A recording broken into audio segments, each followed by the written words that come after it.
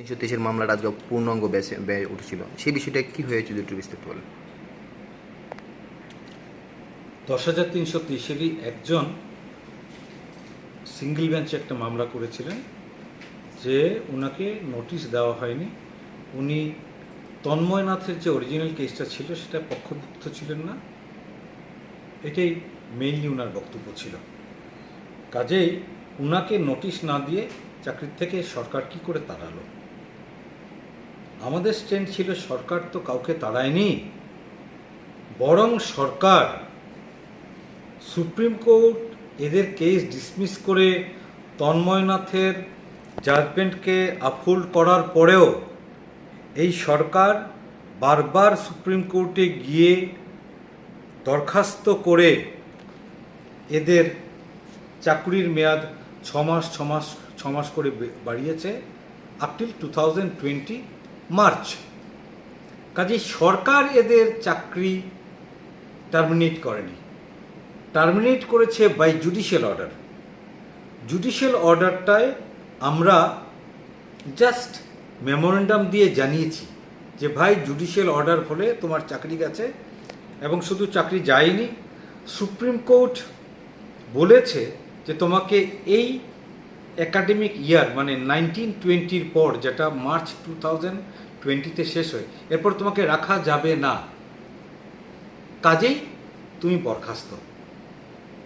কাজেই এদের চাকরি যেহেতু আমরা টার্মিনেট করিনি, ওদের টার্মিনেট করার আগে নোটিশ দেওয়ার কোনো প্রশ্ন ওঠে না। নোটিশ দেওয়া বা না দেওয়া সেটা আইনের মারফতে হবে, কোর্টের মাধ্যমে। কোর্ট সিভিল প্রসিডিওর কোডের অর্ডার 1 রুল 8-এর আন্ডারে নোটিশ দিয়েছিল। সে বিষয়ে তন্ময়নাথের পরে আরেকটা কেস হয়েছে, বিজয় কৃষ্ণর কেস। সেই বিজয় কৃষ্ণর কেসের division bench of this court বলেছে এই ধরনের বারবার কোর্টে যে কোনো একটা প্লি নিয়ে আসা, ওয়ার্ডটা খুব বাজে ইউজ করেছে, ডেসপিকেবল, উচিত নয়, এ ধরনের আসাটা উচিত নয়, কাম্য নয়। আবার এই জাজমেন্ট থাকা সত্ত্বেও এই গ্রুপের আরেকজন এই কোর্টে এসছে এবং তার পিটিশনে একটা লাইন নেই ও কি করে তন্ময়নাথের যে ব্যাচ যেটা 10,323-এর চাকরি যেটা গেছে, এই গ্রুপের মধ্যে ও কি করে পড়ে না। কারণ ওখানে তো মানুষগুলোর চাকরি যায়নি, তদানীন্তন সরকারের একটা পলিসি ছিল, এমপ্লয়মেন্ট পলিসি। সেই এমপ্লয়মেন্ট পলিসিকেই অসাংবিধানিক ঘোষণা করা হয়েছে। কাজেই ওই এমপ্লয়মেন্ট পলিসির আন্ডারে যারা যারা চাকরি পেয়েছিল সবার চাকরি গেছে।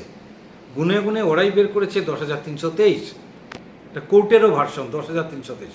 10,323-এর মধ্যে এই ভদ্রলোক কি করে পড়েন না, উনি কি করে বাইরের, ওনাকে কিভাবে তন্ময়নাথের আওতার থেকে বাইরে বের করা যায় সেটা তো উনি দেখাননি, জাস্ট একটা পিটিশন ফাইল করেছেন।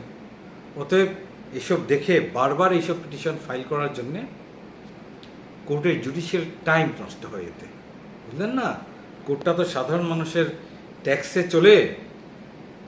কোর্ট এবার 25,000 রুপিস কস্ট ইম্পোজ করেছে পিটিশনারের উপরে। শুধু ওর পিটিশনটা ডিসমিসই করেনি, কস্টও ইম্পোজ করেছে।